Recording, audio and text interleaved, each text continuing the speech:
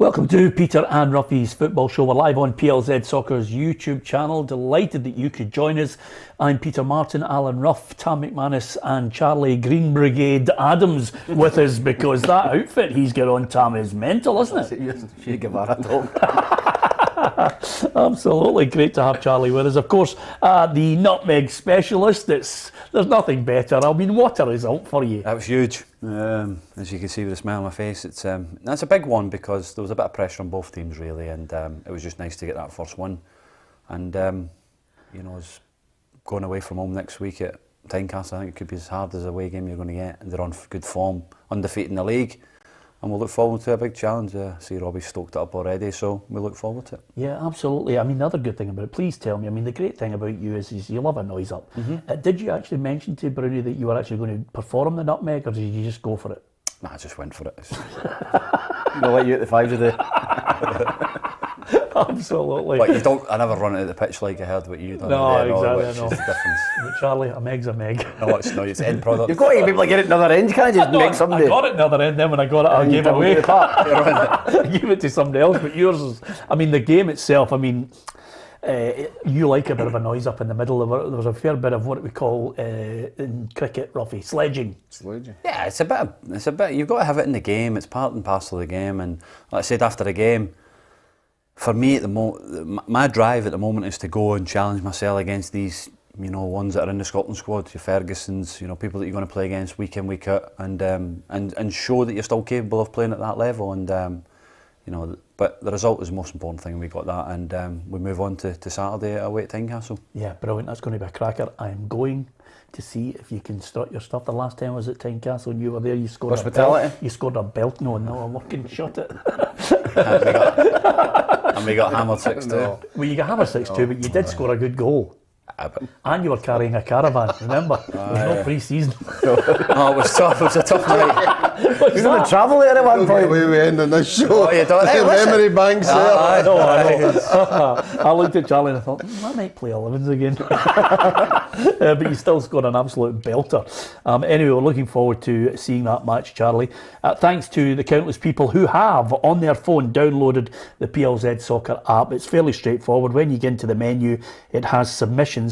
If you actually download it and put submissions and just type something out, it would drop into our show immediately. You can do it on YouTube as well. But the joy of the app is your email and your name comes up. So it depends on what type of person you are if you want to stand by your opinion and have your name aligned to it. So thank you to the countless thousands that are constantly downloading it now, and our podcasts are going through the roof. So really great figures. And if you want to subscribe to our YouTube channel, BW Golf says, Steve Bruce has just been sacked by Newcastle United in the English Premier League. My main question, an £8 million payout, is he the only person in the UK besides Alex Ferguson who doesn't buy a lottery ticket?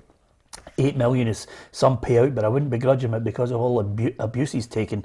Charlie McGowan in Toronto, we will address these, Ruffy. The Czech Republic and Slovakia have populations of roughly 10 and 5 million respectively. Why do you think their teams outplay Celtic and Rangers? Do they have more money in their league?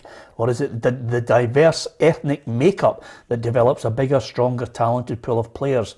In the book Soccernomics, Scotland doesn't rate well on a number of levels. As Alan knows, there wasn't enough ethnic diversity. So we'll get you to talk about that. And S.O. Reid says, I love the Central Belt show, guys. Lee Mayer set me off last night when he was talking about, no disrespect, when he was talking about St Johnstone. I knew it was coming up.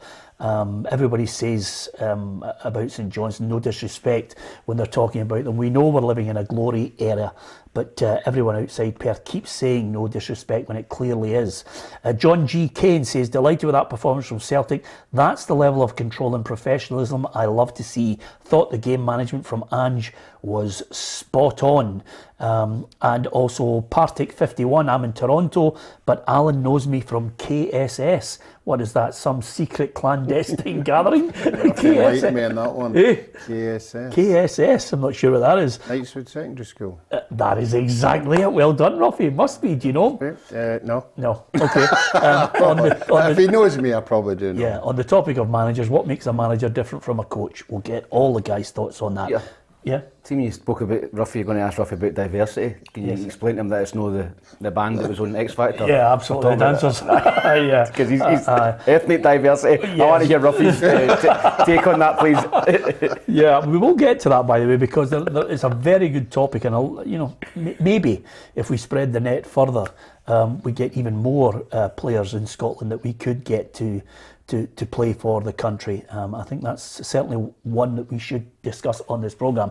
First and foremost, Celtic 2, Ferencváros 0. Ruffy, I was impressed.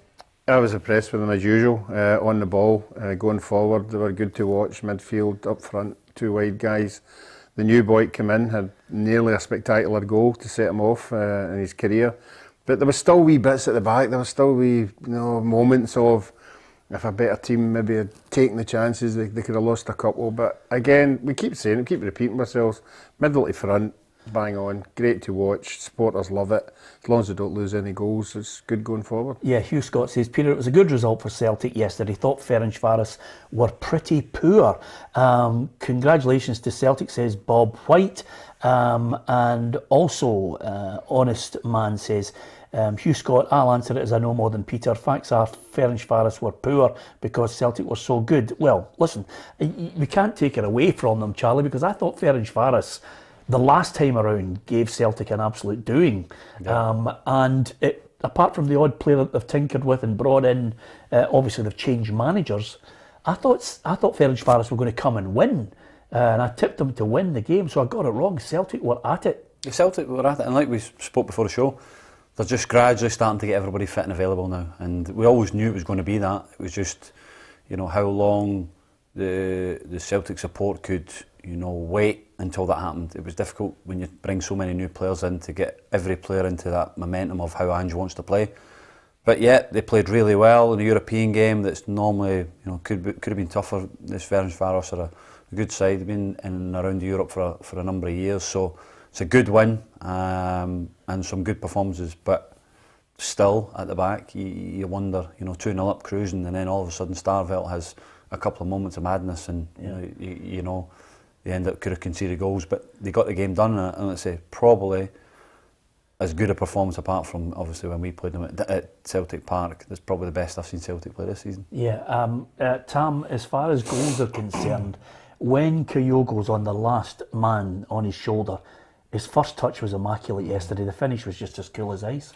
Yeah, I think he's a top player. I think he's been a brilliant signing for Celtic. Postecoglou obviously knew him from Japan, and the Celtic supporters will be hoping that he taps back into that market in January, because he's come in as an absolute revelation, and his movement, it's Larsson-esque. I played against Henrik Larsson back in the early 2000s, and I see a lot of similarities with his movement. He plays in the shoulder.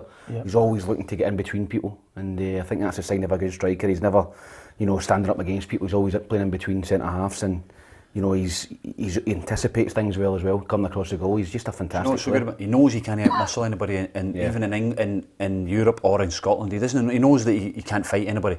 So that's why when you've got an opportunity as a midfielder and you've got somebody, you get your head up and somebody wants to play on the shoulder, it just makes a difference to the game, and it stretches the game really well. And let's say at the moment, that period that he was missing, they struggled. But obviously the games that he's played, they've done really well. So they'll be desperate to keep him fit and available. Charlie, you might have a name of a few people who do this, but I love centre forwards who put in a shift, who actually work when they're not on the ball.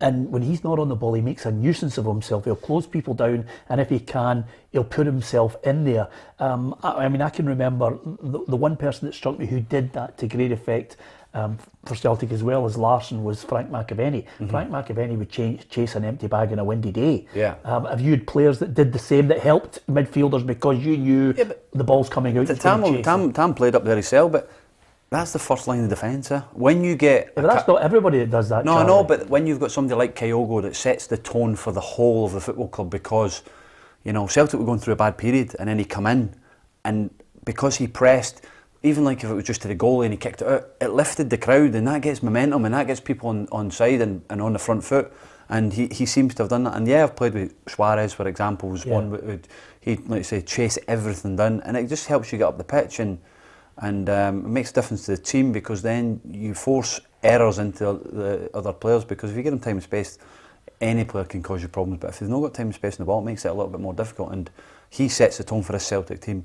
And then you've got the talent of Jota, you've got the talent of Abada.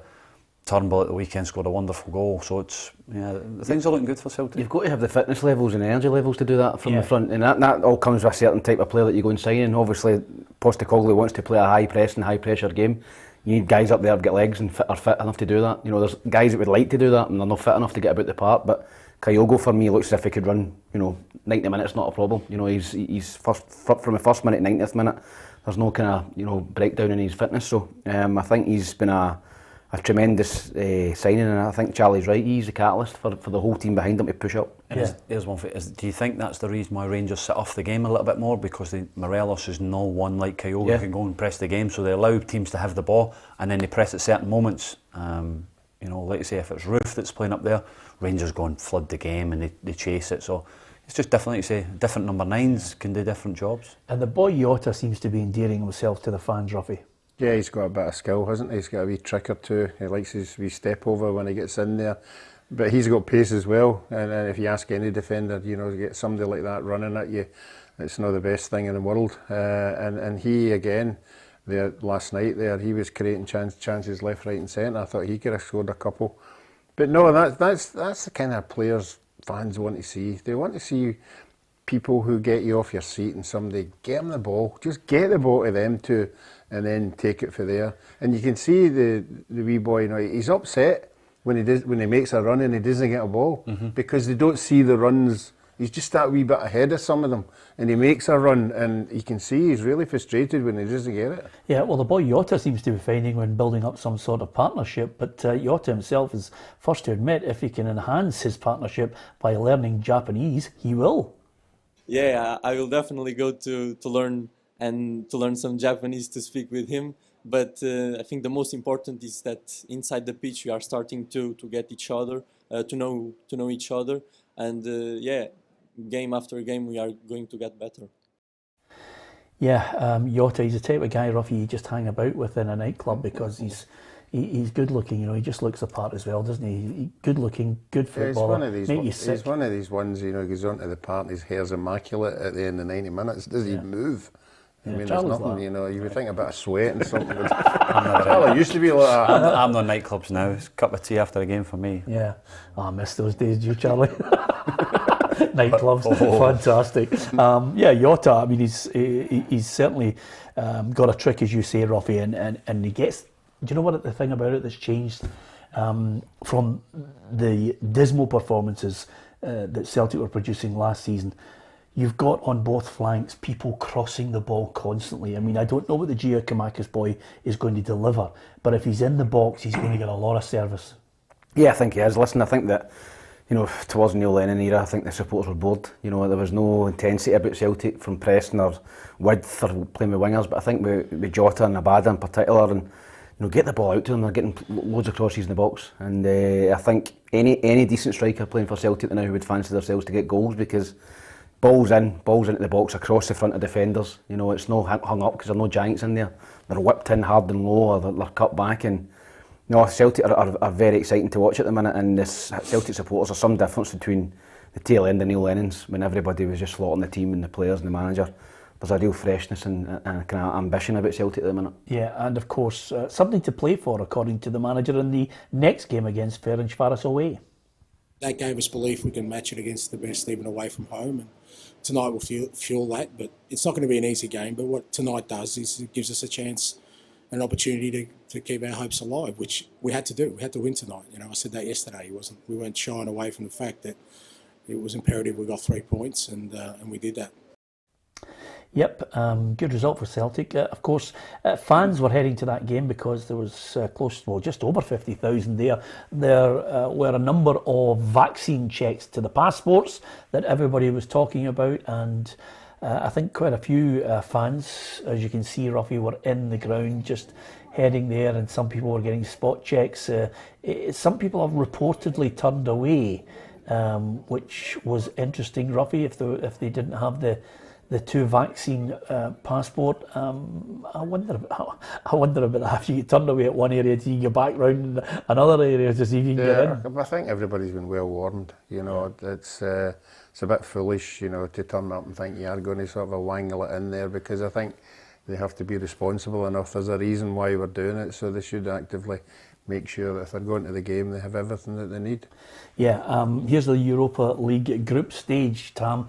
Better viewing for Celtic fans, but still a mammoth task to try and somehow dislodge Leverkusen or Betis in my book. What about you? Yeah, I think they've got to beat Ferencváros home and away. They've done the home job. They've got to go and beat them, get 6 points, and then, you know, you've got Real Betis at home possibly as one you could maybe target, but I think it's going to be difficult for Celtic to finish in the top 2 in that group, but I think third place goes into the conference, so maybe that could be something that Celtic could look at, but I think they'll try and win their 3 home games and see what happens. Yeah, absolutely. And the one thing that we always bang on about between Celtic and Rangers playing in European football is that win from Celtic means they leapfrog Russia in the coefficient table into 9th. Austria currently sitting 8th with 3 teams still left in European competition there. Finishing inside the top 10, Ruffy, as you know, guarantees a Champions League group stage place. So it's vital that we, you know, keep producing wins even in the group stage of this. Yeah, well, we've already discussed what's at stake this year. With either the 2 of them getting straight into the group stages, that shows you how important it is. It shows you how much money's up at stake. And it filters down to Aberdeen and Hibs and whoever else, you know, who will play in the Europa, and if they could get their act together, you know, we maybe get more teams, you know, instead of relying on Rangers and Celtic all the time. Well, but also the finance as well. I think, what was it, 600 grand a win in the Europa League as well, so it's a lot of money, isn't it, for Celtic and Rangers as well. So the more we win, the more they win, the better it is for the nation, especially in the coefficient, so it's good. Yeah, absolutely. And we need Rangers to do that on Thursday night against Brøndby. What do you make of it? Yeah, they should beat Brøndby at home. I know people keep saying they're not playing well, but the chances they created against Hearts, they could have been out of sight. But if you don't take your chances, you always end up to a set play, and that's what happened. But I'd expect Rangers to beat Brøndby. But it's a tough game, European game, so we'll see how it goes. Yep, it's an unusual situation for Steven Gerrard to find himself. It's so crucial because you want to try and keep the fans ignited by Europe. Over the last couple of seasons, that's what he's managed to do with the Rangers supporters. You know, the joy of chasing the title and eventually winning it. But the European matches, there's nothing better.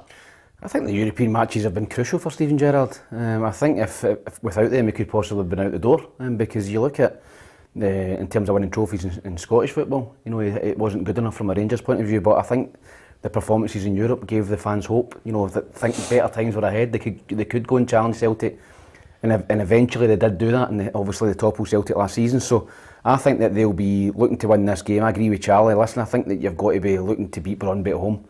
I know Rangers play them home and away. Again, 6 points is needed to go and challenge your top 2 in that group. Yeah, this is what Steven Gerrard had to say ahead of this match against Brøndby.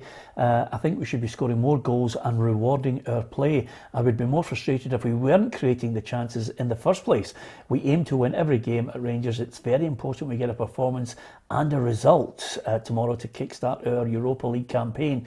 It is more competitive from a domestic point of view, and we welcome the tough competition. We went aggressive against Hearts, and there was a lot of positives from the first half, and we should have had enough to get the victory. We need to aim for that level for 90 minutes. Well, quite simply, I think he's been very critical, the Rangers manager, of the front line that need to step up and start scoring some of the chances that are created. Yeah, I think over the last couple of months he's been very supportive of the whole team. You know, if things haven't been up to the standard that he's looking for, he's not come out and had a go at anybody. He said, like, things will come eventually. I've got players in there and players on the bench who can turn this round. So I think he's just come to a stage where he obviously sees 2 or 3 players, you know, performing at the level he wants them to play at, and he's just giving them a wee G up, you know, just by singling them out. But it's okay I'm saying it there, but I suppose he would have a private word with them behind in the dressing room, you know, if he thinks they're not producing what they can. And sometimes some players need that wee chat, you know, to get them back to where they were. Did you need that chat, Ruffy? No. No? At all? You were not a hand across the shoulder, just a wee cuddle? No. Were you just all focused and there was no problem, you didn't need lifted? No, I don't remember anybody putting their arm around me, to tell you the truth. A different era. Well, I was going to say, I've never had a manager that's actually pulled me in and went, trying to put an arm around me. No? No, never. Have you had a manager who's turned around and said, listen, you're the real deal, you've got this quality, we need you to do something? Yes. That's an arm around you. Nah, but no, like, but I knew I had it. I knew I was good enough. So I think it's worry when it's like somebody that's struggling with confidence. One meg against exactly what I was going to say. 1 meg against Scott Brown. No, but no. Yeah, he's becoming unbearable, isn't he? Unbelievable. But the thing is, I had somebody like Ian Holloway that just gave me freedom to go and play and enjoy my football, and it was great. But no, when I was having a bad time, thought the manager ever come, I say you're having a tough time, just come in, I need this and that. Get on with it, man up. Absolutely. Don't forget, you can put your point to Shyness and see what he says. I love his arrogance. It's a good arrogance. Calm your jets, will you? You're not used to the BBC fawning over you. How did you handle it when it went the opposite way when somebody had a go at you, a manager? I just wanted to prove him wrong. Right. Yeah, that's a good attitude. Just take it in, good listen to attitude, everything they say, and then just... I've never really never ever had a bite back really at a manager. I'd always just listen, take it in, and then just say like, well, I'll prove you wrong. That's how I've always done it. Thank God you said that, Charlie, because see when he started So that's why I'm saying, sentence, when you ever go at me on a Friday and that, I'm just saying, I'm getting it. You're getting it next week. I know exactly, because actually when he started that sentence he says, I've never really, and I thought he was going to say, I've never really had a shocker, you know. I've had plenty of them. No, in contrast, Tam, do you need somebody to cuddle you to tell you you need to play better? I reacted better to a wee arm around the shoulder than I did a bit of criticism. Probably as a player. I just Stephen Kenny was one for me. He's now the Ireland manager. Stephen was definitely an arm around the shoulder. He would tell you how good you were and all that. There's different ways of building players' confidence up, absolutely, or getting them going. There's nothing wrong with There's nothing wrong, but if you can mix it up, that the best managers can. When you're needing a bit up the backside, they can give you it, and then they can give you a wee arm in the shoulder and say, you know, you're good enough. But we had wee Betty, which the stories are legendary, but wee Betty in the dressing room slaughtering everybody really, and wee Betty left with Peter Cormack, nicest guy you could ever meet in your life. You know, so nice to everybody, never shouted, never did anything. And his second game was against up at Dundee United. We're playing Dundee United. We're getting beat 4-0 at half time, and the players were all sitting there thinking, if this had been wee Betty, he's going to come through that door, he's going to slaughter every one of us individually, we're going to get absolutely hammered. Peter came through the dressing room and went, this is going to be 7 or 8. Oh dear, bro. Well, it's man management. You know, you need to have that ability to gauge what type of words you need to a player. Any worries about? I think Rangers can beat Brøndby. I'm confident. I'm looking at they've only 4 wins this season. Brøndby, not good for them. Yeah, no, it's a home advantage. You'd expect Rangers to win. So 2-0. No, just whatever. Just as long as they get the win. Yeah. Okay then. They're going to stick some chances away with the amount they created. I'd say 2-0 easily. Kent's been a loss for them, hasn't he? Yeah, absolutely he has. I think this is a game that Rangers will click into form and it'll be 4-0. 4-0. 4-0. 4-0 You've had a couple of good days at the golf. That's the way to say to you, why you're relaxed. Eh? I just think that Rangers are creating chances and somebody will be on the end of it, and it might be Brøndby. Okay. We wait and we will bow to your superior Like knowledge. the Yeah. Don't worry, we're getting to that. I'll tell them about it in a minute. Any worries about Connor Golson not signing a contract? I mean, he can sign for somebody in January. Yeah, it's a worry. It's a worry, but you know, I felt that would happen once they'd won the league. And then you start getting players that are no earning the same as everybody else. The contribution that they've made to the football club since they come in, they'll be wanting the same as what the top earners got. And there's probably a little bit of a, you know, standoff at the moment. But yeah, I think he's been brilliant for them. But you know, needs to get back to playing well. And like I say, hopefully they can get something agreed because he has done well since coming. Where do you think his level is in England, Goldson? He could go and play in the Premier League. Premier League. Yeah, he'll get a club in the Premier League. Bottom end. Yeah, probably mid-table. You know, it's let's say what is bottom end. You know, they're still paying fortunes. So, yeah. But no, he could definitely go and play in that Premier League. Could he get in and be back up to Shane Duffy at Brighton? Well, was at Brighton before, wasn't he? Yeah. Okay. You were being facetious. I knew right away the minute you said it. Anyway, I'm not going to bite. Everton look as if they're still hovering about. Nathan Patterson, Ruffy, could come back in. There's reports continually linking them with a possibly another bid in January. Yeah, and obviously if a bid comes in, they'll have to look at it. But I mean, let's be realistic. I think he is for the future, you know. Yeah. So Rangers have to decide whatever the money is. Charlie will probably put a figure on. 10 million, I think. Charlie. That's why you're here, Chaz. Exactly. That's why Would you're that be a bite, do you think? Would 10 million be a bite? I think I'd be snap your hand off. I think. For parts? I think it's great. That'd be great money. 20 games for Rangers. Yeah, absolutely. It would be good money. Listen, okay, we think confidently Rangers will win. Celtic fans, we're delighted. We're going to read out a lot more of your messages as well. Don't forget, you can hit the subscribe button on PLZ Soccer's YouTube channel and you'll get all the unique content. We do have at the moment a one-to-one with Xander Clark for St Johnstone fans who want to wallow in that fantastic double season. Xander taking us through the matches, some of the crazy things that were happening, and the joy of celebrating the double cup win. So if you want to, you can go onto PLZ Soccer's YouTube channel and look for the section That Game. Coming out on Friday, we've got another classic, That Game from 1971, Partick Thistle 4, Celtic 1 in the League Cup final. And I was in the company of Alec Ray and Ruffy to look back 50 years ago at that sensational result for the Jags. And there's a commemorative shirt that's out. And Ruffy, I'm going to get a hold of one in the next day and hopefully you'll sign it and we'll give it away on the programme. Is that possible? Yeah, we'll go even further than that. We could get all the team to sign it. Well, that is magnificent, And I Ruffy. think that would be more Would important. you be able to organise that? Yes, there's a signing session on Saturday before the family game. Well, there you Will are. you All the be buying those strips in bulk and getting them to sign it in bulk and then punting them? Will that be a possibility for you? No, the club would maybe Right, what about possibly yourself? be doing that. Yeah. No, I'm going to make my money through. I'm doing this is the first time I've done that. Yeah, go on, I'm tell us. doing a Zoom with the media tomorrow to Yes, I saw build it that. up. Yeah. I'm charging 5,000. Do you think that's okay 5,000. to the media for the interview? Oh, to speak to you? Yeah, absolutely. 25. It's not 25 grand. It's 25 I'm if you've just won trying the to get a Champions balance. League, Yeah, you know. just trying to get a balance. Yeah, I don't absolutely, wanna- Ruffy. I don't wanna be ripping anybody off. No, listen, I'll check with the media guys and see how many are going to bite at 5 grand. It seems to be a thing these days. Anyway, apart from that, we'll get you to sign that. And if you can't sign it, then we'll phone Dennis McQuaid because apparently he's better at organising these things.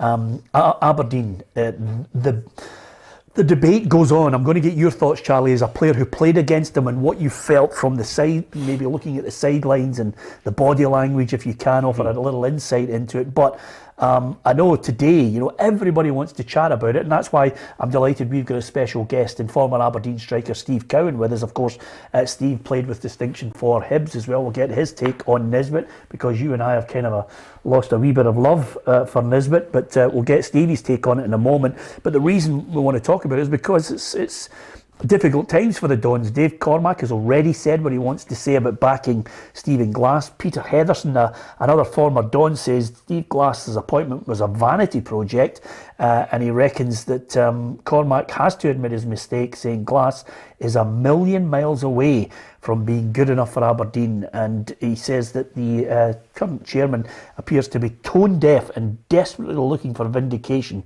for appointing a manager without the experience for the job. And he also goes on, just to finish it off, as if he hasn't absolutely put the boot in, Peter Heatherson, who's a good lad, knows his football, says Stephen Glass doesn't have a ruthless streak required to be a manager at a club like Aberdeen. Aberdeen, of course, up against Hibs. They've got Rangers and Hearts in the next 3 games. So, Stevie, that's Peter Heatherson's take on it. Dave Cormack is backing the manager. What's your take on Aberdeen and the current boss? Well, I think it's a difficult one, Peter. He's been given the job. He's only been in, 3 or 4 months, and I think they've got to still run with him. And even though the next 3 games difficult with Hibs, Hearts, and Rangers, most people would probably say they'd be lucky if they maybe get 1 point, 2 points out of that. So I think you've got to even discard that and give Stephen a longer run just to try and prove himself, because they've got some decent players there, but they haven't been, gelling, they haven't been put together, and possibly, some of the experienced players have got to put their hands up and say, we've not done enough. Well, Stevie, on that point, you know Aberdeen and you played under Sir Alex Ferguson. Should Aberdeen have been looking towards a manager of higher stature than the inexperience of Stephen Glass? Should they have been looking for someone who had a CV that was able to take on the job of a club that I consider to be a big club? I think it's a good point you make, Peter, and I don't think we ever found out who was actually on the shortlist. It just seemed to be Stephen Glass' name, and they brought in Henry Apple, from Atalanta United, the second team there. So for me, looking at the coaching staff, if it was determined to give Stephen the job, I think he should have brought in a really experienced number two. You know, the people that I work with, you know, like Archie Knox and people like that, who maybe would have kept Stephen right in terms of team selection, recruitment, that type of thing. But the whole coaching staff is inexperienced. They've came from sort of, I think there's a reserve football in America, and unfortunately they're paying the price. Of course, you know, the game's coming thick and fast. I mean, I mentioned there the next 3 games for Aberdeen. And if he's looking to try and get a foothold in this job, I think I think a lot of people will be calling for his head if he can't get anything out of them. Hibs for me is the best shout at maybe getting something in the next 3 games. I don't know how you feel about that.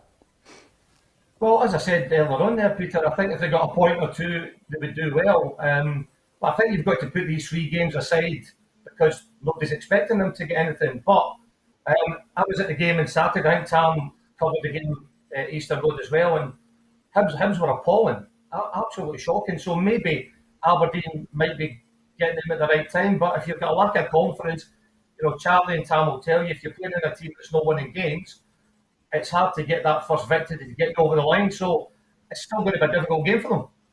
We'll stay there, Stevie. I want to come back to you on a couple of points that you've made there. But Charlie, when you were playing against Aberdeen, did you sense when you guys got the goal that, you know, the heads were down?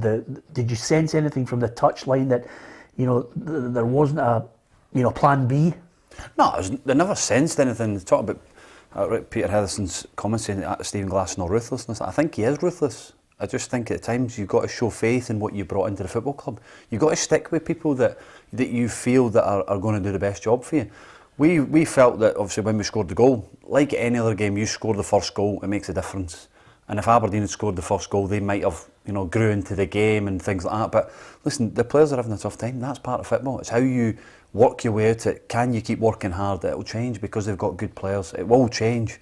And I think people slaughtering Dave McCormack, I think it's nice for him to actually come out and back his manager and not be, you know, shooting the gun and saying, oh, we need to sack the manager. At the end of the day, they've got good players. It will turn for them. You know, I believe it will turn for them. And let's say, it could be take a big result against Hibs at the weekend but for it to turn. So we'll see what happens. But I do think that Stephen is the right man because he's different from what there was. It's not the same merry-go-round that's been in Scotland for years. He got an opportunity. And you've got to start somewhere. People say, oh, inexperienced. I think that's the easy excuse because they could have employed somebody that's vastly more experienced and might have been still in the same position. So he's going to have to work hard. He knows that, and he'll get the opportunity. But what Steve said, possibly having maybe an experienced one around, you know, and as a backroom staff might have helped him, could help him. But he wants to make his own decisions. He wants to, you know, die on his sword by the decisions he makes, and he'll go with that. But no, as a player playing against them, I still think they've got good enough players that will get them out of it. Yeah, and Stephen, on that point, we've been talking, you know, ad nauseum about where the problem lies, and for all of us, I think we all agree that the back line. I mean, okay, Andrew Considine's 34; they've missed him, but their back line just is either inexperienced or the central defence is just not working, and the goalkeeper's suffering as well. I would totally agree with you guys. Yeah, I think the last time I watched them live against the St Mirren game, the 3-2 game, and Bates and McCrory, particularly Bates, were all over the place. And then obviously you've got your goalkeeper as well, Joe Lewis. He started to throw goals in. You know, there's maybe things creeping into his game. And they've got two you know, fantastic fullbacks in Ramsey and McKenzie. But in that game as well, Peter, and particularly Ramsey, he just seemed to go forward all the time. He was leaving a lot of gaps behind him, and it was causing real problems. And I thought then in that game, Stephen should have changed the shape and went to 3 at the back rather than keep his 4. But you know, I agree with Charlie saying there as well that the boys will all tell you the manager can do so much. See when the players run the park, it's down to them. And I don't think there's enough people performing. And I look round at, you know, McGinn, Ferguson, Brown, Emmanuel Thomas, Ojo. They are so far off the pace and so far off what Aberdeen require. If they don't play, then you're not going to get a result. And listen, the other little point I was going to get to you on is you could score a goal in your time when you were a player. Nisbet, at times I don't think he works hard enough. Tam's fallen out of love with him because we honestly thought that Tam was actually going to move in with him in his house because he thought he was that good. But suddenly he's not enamoured with him. What's your take on the young man? Well, I agree with Tim. I've never actually been in love with him. I think you boys are right. I don't think he works hard enough. If you look at the game on Saturday, I'm sure you were there, Tam, that it doesn't show well enough for me. The ball doesn't stick. He drifts out the game. He's not physical enough. Now, don't get me wrong. When a chance comes, he can score a goal. There's no question. But he doesn't do enough for the team. And I think he lets himself down. And, hey, he gets in the Scotland team, gets caps for that. It's a different world now. Yeah, absolutely. That's a brilliant way to say that. And just on that point about people getting caps, this is the last point, Stevie. Ruffy was looking back affectionately at the time that he played with you, and he said you could start a fight in an empty house. Yeah, well, let's say me and Ruffy were in 1 or 2 scrapes together, so we'll leave it at that. Brilliant, Stevie. Absolutely magnificent. Great. That's the type of crack we like. Great to hear from Stevie Cowan. Thanks, Stevie, for joining us. Always good to get a wee insight from Stevie, who is a great broadcaster and knows his stuff. Played with distinction for Aberdeen and Hibs Magic. Okay, so that's the Hibbies. That's going to be an absolute belter of a game, isn't it? I mean, Aberdeen, if you're talking about the nerves that will be going through, especially because everybody's been talking about it. Yeah, and the pressure's on. The owner's been on the radio, and that'll filter into the player. The players will know that, and when there is a bit of a few bad results, everybody says, "Oh, the owner's in talking to the players," and some stuff starts to get leaked out. They just got to focus on what they do. Stop making individual errors. And if they can keep a clean sheet, build on that, and then listen, they've got players in the front area that can win games for them. Yeah, okay. Robbie Nielsen's accepted a 3-game ban for his red card against Rangers. No argument there, Tam? No, listen, I think he gets sent off, and I think it was something that kicked him from last season. So he's going to be missing 3 games, but he's got good guys in there, Gordon Forrest and Lee McCulloch, and that can take the team. He can maybe sit in the stand. Yeah. Does it matter that much, Ruffy? Managers in the dugout or in the stand? I think so. No. It didn't matter to me, because I was so far away. But I think for anybody in the ear distance of a manager, whether it's a wide player or whatever, gets it more than anybody else because he's the one that can hear everything. Yeah. But I think the captain's on the park. The experienced players on the park would take anything the manager's saying on board and then implement it on the park. I remember Davy Provan saying to me he loved when he was playing in front of the jungle because that meant he was so far away from Billy McNeil. But he says sometimes I looked over and Neely Mockin would have 5 minutes up or you're off. He says, so he played that a little bit better. Yeah. Do you hear those things? Do you hear the gaffer giving you pelters? You hear it all the time. You hear it dogs abuse all the time. But that's the management. It's a huge pressure in it, putting yourself in that scenario, and obviously Robbie will be missing for 3 games, and see how it goes. Yeah, I'm looking forward to this one, by the way, because this is what the confidence must be absolutely brimming now through, just bursting through the whole team after that result. It's just a little bit of a monkey off your back, you go that long period of not winning a game, and you win a game against a good club. I think it took us about 40, 50 years before we'd actually beat them. No beat them in a long time. Yeah. And it was a big thing for us. They were they were struggling confidence-wise, and we had to make that advantage. And we won the game, and hopefully the lads can take that on into the next couple of games going forward. It must have been great timing as well for your chat about your win bonus. Get that result and then go in and say, listen, that's what we're about. Yeah, has it been resolved yet? The chairman's off this week, ill. Oh no! He's waiting to get beat again. It's going to be Christmas. It'll be Christmas before you get even your Christmas present. Get backdated, Charles. Yeah, absolutely. Well, it's a good win bonus. But just on that point, I mean, hey, if there's no greater incentive for Lee Griffiths scoring a goal there and heading to Tynecastle. Boys, yeah, that's it. You just got to shoot your doubters down, ain't you? Because he's going to get a bit of stick. And if we talked about Kyogo's first touch, what about Griffiths' first touch before he hits it? I said to you, I'm hoping this is the start of a run for him But I said to you, he's the best finisher in the country. He's the best finisher in the national team still as well. And he just has to score goals and get back to playing well and hoping that returns. But that was good to see him on off the mark. So hopefully he can do it again on Saturday. Yeah, absolutely. I'm going to try and read out a few of the messages, Ruffy, because I think it's only right and proper.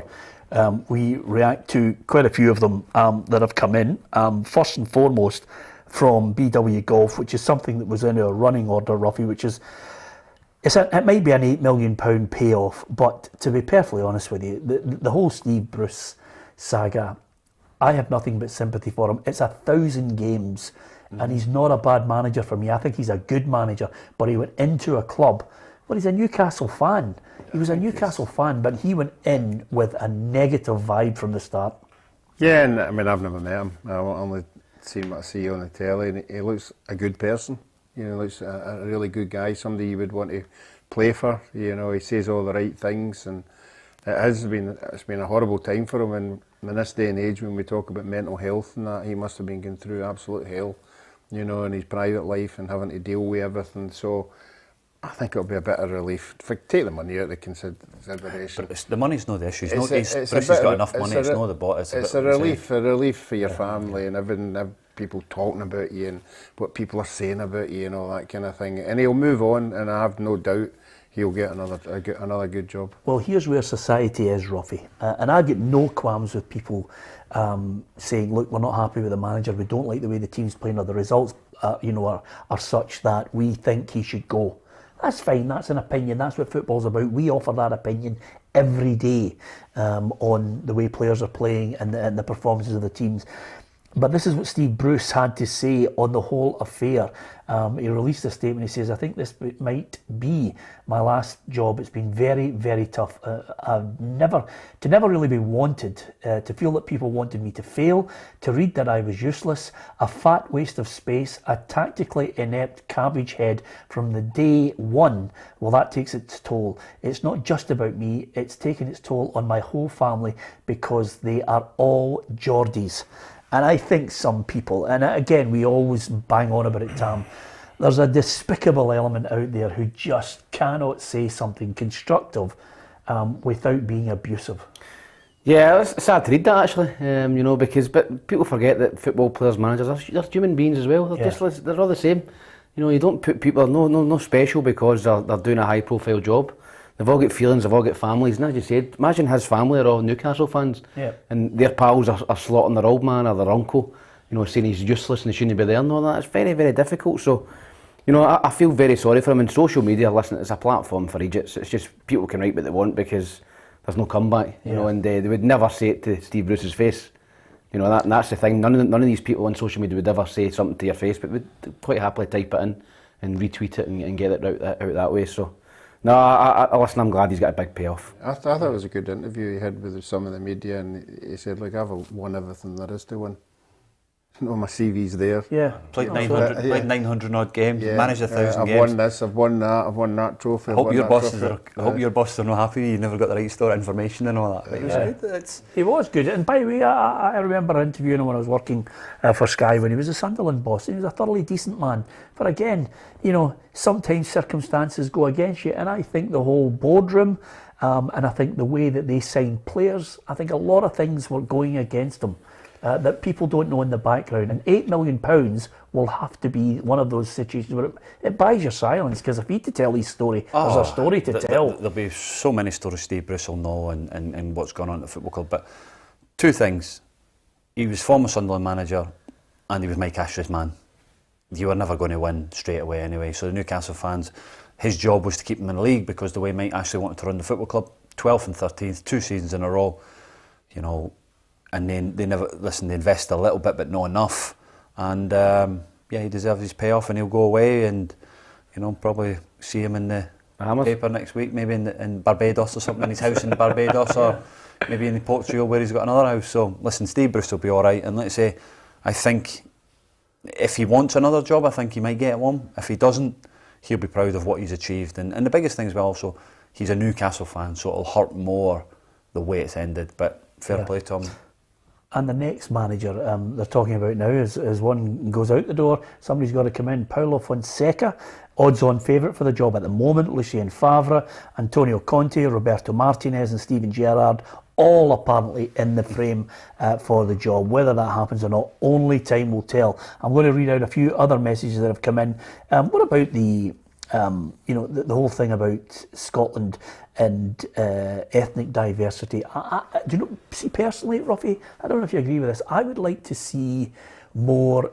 I think that there needs to be a real casting the net further across the country. I'd like to see them make a real effort to try and get more Asians into the Scotland setup, because I mean, I can remember Paul Wilson, who I thought was a fantastic player, super skill in the 70s. I thought he was a great player. We don't have enough of that group of people, as well as maybe we don't spread the net further to try and get not only a bigger pool to call on, but maybe more of the guys like Billy Gilmore, the technical people, the people that get Charlie's ability, good on the ball, somebody that can beat a player. We crave that, but we haven't had enough of them. That was exactly what I was going to say. Asian, in Glasgow, Asian football is massive, at all different levels, but they never seem to break through into the top level, and that's another debate you could have. Why is that? Is there too many other sports they're into?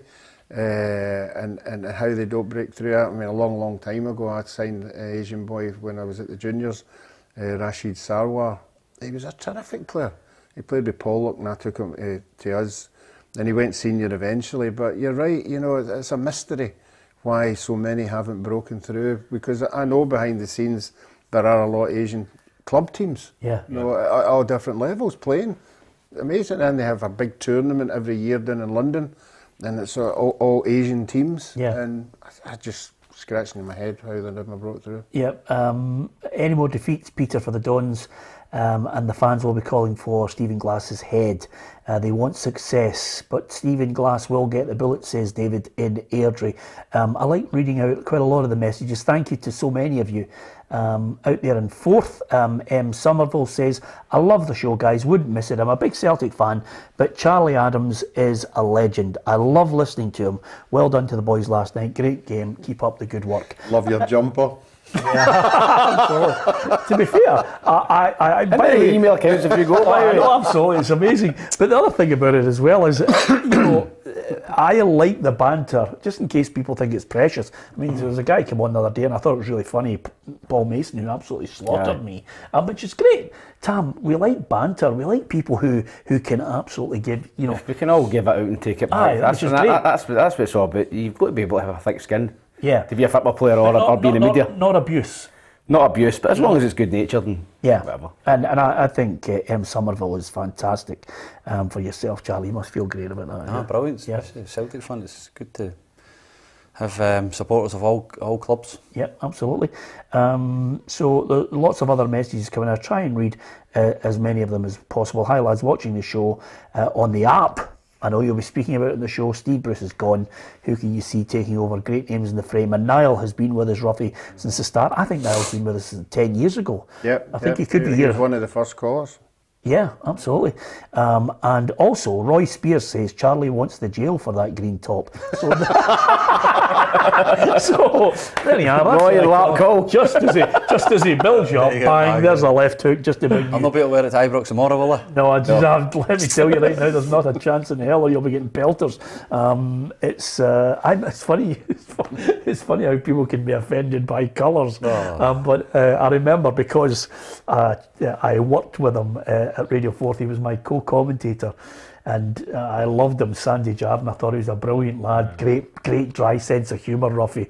And I made the fatal mistake, because we'd worked with each other, we knew each other, and I went to Ibrox. They'd called a press conference, and I went there with a green tie on.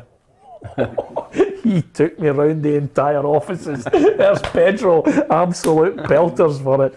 One of the good ones recently was Celtic's old chief exec turning up the first day with a blue suit on the blue car. He got hammered for it, didn't he? It's just like, well, you know, at the end of the day, that's, you know, you wear what you wear. It's Absolutely. If Tam wants to wear every freebie that he gets, then fine, just let him get on with it. Okay, I hope you all are good. This is from Gordon and Mary. He said, all the panellists are great.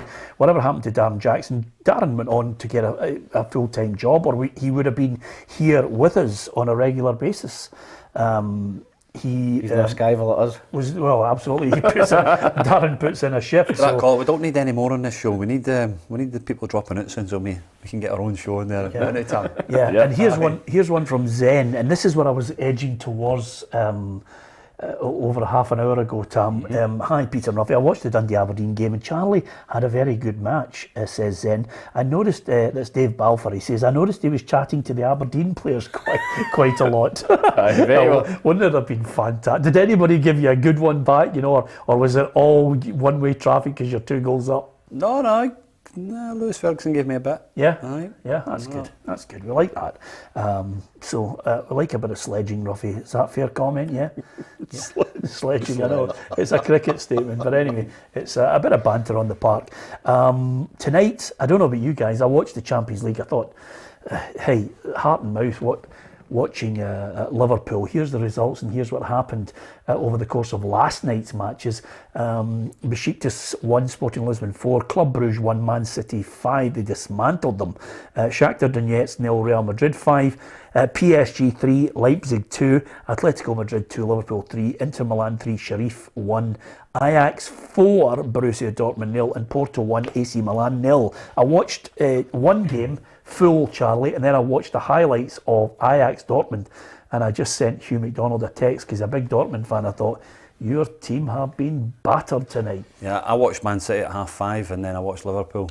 Phil Foden, wow, he's going to be incredible. He is an incredible top player, but some of the passes he plays were a joke. And then obviously I watched Liverpool at night, and I was watching them 2-0 up, thought, well, this could be 4 or 5. Yeah.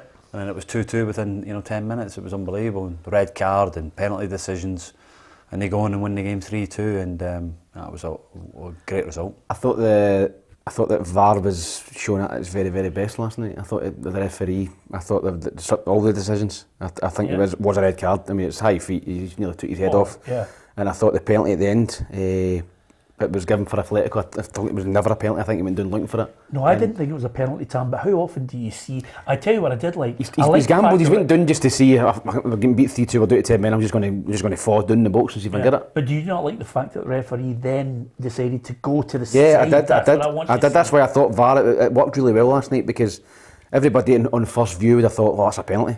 And then when you see it back, he's not touched him, he just went down looking for it. And no, I thought the referee was excellent. I think the good thing about it is it looks as if it's the referee that's going to the monitor that's making the decision, and no somebody in a studio so many miles away, and we're getting it done there and then, and we're moving on. But even if they're miles away from the studio, but it's saying go and look at the monitor, at least they're helping them. At least they're actually going and looking at the monitor and it's making decisions. But listen, when it works like that, it's great. And when you have that situation with Mbappe the other day in the Nations League, and it's what's the rules, what's going on, so it is difficult, but no, it was a great game to watch. And no, Owen McGrandles agrees with you, Tammy says it wasn't a penalty and the ref deserved credit for that. Absolutely, it takes a big man to actually turn around and say, okay, I'm going to have a wee look at it, and I like that aspect of it. And if we do eventually get VAR, I hope there are many referees who will opt for that option. We're going to get it in Scotland. Yeah, I think it's coming. I think the real pressure now is to push the envelope on. Does that mean that our referees have to go full time? I don't know if that goes hand in hand, Charlie, but I certainly would like to see an opportunity. The only problem we have in this country is the revenue is trying to get enough. If we'd all stop arguing and backstabbing each other, we could maybe actually project an image that people can come in and this is a good country. I know what Ruffy's going to say. What? But the referees. Why does James Anderson just pay them a wage? James Anderson just pays everything on the Ruffy. James Anderson don't pay it. Before we finish, what about your comment? It's going to take Hearts 10 million to catch Rangers or Celtic. Absolutely more than that. Do you think so? Oh, he said 1 or 2 million. No, 10 million. No, I just said. So you're thinking about buying players and their wages? No. What I said. You're never get 10 million. It's got to be 20, 25 million. Just in January. Just for a one-off season. My point, and it started. What you get for 10 million? What are you going to pay lads? Well, my point. If you look at what they're paying players at Aberdeen, hold on to this point, right, and then argue this point, right. My thought process here is Rangers not firing on all cylinders. Okay. Right. Celtic are in this apparent transition period, and I said, do you think if Hearts had James Anderson, because we're talking about Ruffy saying James Anderson pays for everything, if James Anderson decided, wait a minute, you know, we're up the top of the league, we've gone to Ibrox, we've got a 1-1, maybe in January, look, here's 5 or 10 million. Now, the one thing I would say to you is this, Tam said it would take 10 million, right? That was just the one thing I would say to you is this, Charlie. The level here is way below what you're watching on Match of the Day. So could they have gone for 3 or 4 Scottish players, good players, you know, and maybe gone for that rather than, as you think, 10 million? So you're saying they're going to take players from where? I don't know, just go and put 4 or 5 into that squad and say, okay, here's a couple of goal scorers, here's a defender, here's a couple of wingers, just give them the ammunition. Could it happen? No chance. No, consistent level. Yeah. I don't think they'd be able to play at a consistent level to go and challenge Rangers and Celtic. No, I don't mean the consistent level. I mean this just one-off season. 6 for no, I don't think they'll do it over a longer period. I don't think they could. No. Just for one season, no. No. Okay, it was well worth a shot on it, Tam. You did say 1 or 2 million, and I said 10, but I think it'd be massive money for Celtic and Rangers for Hearts to finish in front of Rangers. Yeah, okay. It was worth getting everybody to talk about it, but nevertheless, Jambos, no, it's not happening. Apparently, these guys are just not buying into it. Anything for a prawn sandwich on Saturday. I won't even be anywhere near them. So far. Let me in, honestly. James Anderson unbudged. I have to say to you, I make no apology to you. I love going to Tynecastle. I think it's a great stadium. It's absolutely brilliant when it's bursting and they're absolutely shouting you down for a throw-in. It's a great atmosphere, Charlie. You'll thrive in it. I'm looking forward to it. It's a good stadium, pitch is immaculate, and it'll be a good atmosphere as well. So. Yeah. What about Messi? PSG 3-2, and he has a Panenka. He's great. You know, we haven't heard much of Messi. We've heard Ronaldo just stoking the fires again of 36, but we haven't heard too much about Messi. Yeah, because he's over in France, and we don't really see much of the games, do we? Ronaldo's obviously there because of Sky and he's in the forefront, but still scoring 2 goals in the Champions League, a little cheeky chip. It was a wonderful goal, and I think they'll be worried about the goals that they're conceding at the moment. PSG, the Angers at the weekend, Friday night. If a fan was holding this placard up, Charlie, how would you respond to it? This is a wee boy who says, "Leo, give me your shirt, I give you my mum." Now, I have to say to you... Why did you not have Ruffy that? I was going to say to you... Going to pass the buck there. Yeah, Ruffy. He can have the shirt. Is there a photo of his mum? That's his mum on the left. Next door. Yeah, that's his mum on the left. I'd run out right away. Brilliant. Okay, full mark to him. I love the kids doing that. I mean, I actually think last night I saw Mo Salah throw his shirt into the opposition area. Somebody was shouting on it, which is great. These little mementos are fantastic. I think mine will get thrown back for the Hearts end of the weekend. Well, to be honest with you, Charlie, you threw your Liverpool one at me, and I've still got it all there. It's all, and it's going. You want to 9 mile Hibs strips into Tynecastle and throw it in. And here's another one. There is, I think it was Hugh Scott who says that was absolutely magnificent. There, Peter, you were well slapped down by Charlie. So sometimes, Ruffy, you just have to take a knockout, don't you? That's it. It's as simple as that. Here's tonight's Champions League matches. I just wonder which one you're going to be going for when you look at all these fixtures. Salzburg against Wolfsburg, Barcelona, Dynamo Kiev, Lille against Seville, Manchester United, Atalanta, Zenit against Juventus, Benfica, Bayern Munich, Chelsea, Malmo, and Young Boys against Villarreal. I know which one I'm going for. Ruffy, where's your eyes going to be watching tonight? You're going for the Man United one because Solskjaer. You're waiting on something happening there, and a European defeat could be. There's a story. Yep, absolutely. Where are you? I'll watch Man U. Yeah, for the same reason. No, just because let's see Ronaldo, like watching Ronaldo. Yeah. So he's on the bench, eh? Nah, he'll play. No, I know. Oh, God Almighty. Puts him on the bench. All hell will let loose. Well, on that point, I mean, I think Jamie Carragher on Sky absolutely ladled into him as well. But I don't think Ole Gunnar Solskjaer was the least bit worried about it. Jamie is always looking at all these little things. I've got my values, I've got my way of managing, and I believe in myself. As long as the club believes in me, that's I'm pretty sure that Jamie Carragher's opinion is not going to change that.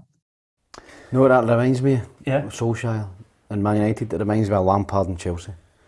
And then see when Chelsea got rid of Lampard and they got a top manager in Tuchel, they just went like that. And I think if Man U done the same tomorrow and went and got a top manager, they would go like that. Yeah, do you share that view, Charlie? No, I like Ollie. The results are disappointing. There's a calmness about them, which is good, what you need when you're at a top club. But you know, let's say they've got good enough players to turn it around, and they need to win tonight. Yeah, Ruffy, if I'm going to be honest, not for your opinion on it, I don't think he's the man for the job. I just don't see United getting back to the absolute top with him, and I'm gutted to say that, but I just don't see it.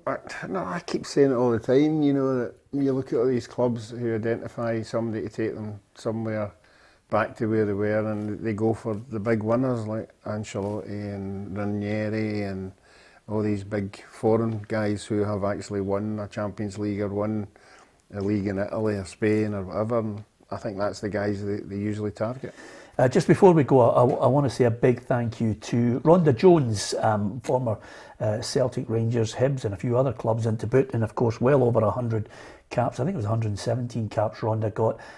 She's a good friend, and after leaving women's football, she set up a charity which really was prompted by the sad death of her sister, and she helps countless people in our area in her charity YAMS, You Are My Sunshine, people with mental health problems, people that need a voice just to give them support. She's got a brilliant drop-in centre, and fair play to her, she's a great girl, and obviously she asked a few of the PLZ team out today, Ruffy, to play in a big tournament at Ravenscraig, and we enjoyed ourselves. I don't know if you can see the picture there.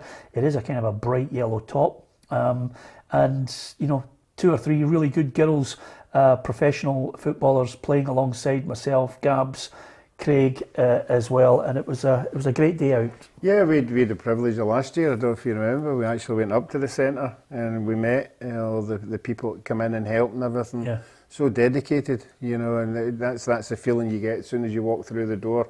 They just want to help everybody. Yeah, it's a great charity, Charlie. Yeah, it's, you know, mental health is something at the forefront at the moment, and it's important that you get the opportunity to speak. You need to speak, because it's the circumstances of what's happening when you don't speak. It is a shame, and people are losing their lives. Yeah, absolutely. Well done to Rhonda. Sadly, we only got to the quarterfinals, Tam, and then we were bumped out. Well, that's because you never invited me and Charlie. This is a very good point, by the way. The number 26. How was Gab's performance? Gabs was great. Gabs was He's a sand dancer, but isn't he? Yeah, He wears a headband Gabs and the white boots and all that. He's End product. He scored goals today. And Ruffy, I fear a hip operation is coming fast and furious for myself. I don't know. You better get your name on the list, because you'll be hanging about for a while. Oh, controversial. And on that note, we're not talking about politics. Thanks to Charlie Adam, thanks to Tam McManus from Ruffy, and myself, Peter Martin. Thanks to you. Don't forget to hit the subscribe button on our YouTube channel and download the PLZ Soccer app. Thanks for watching.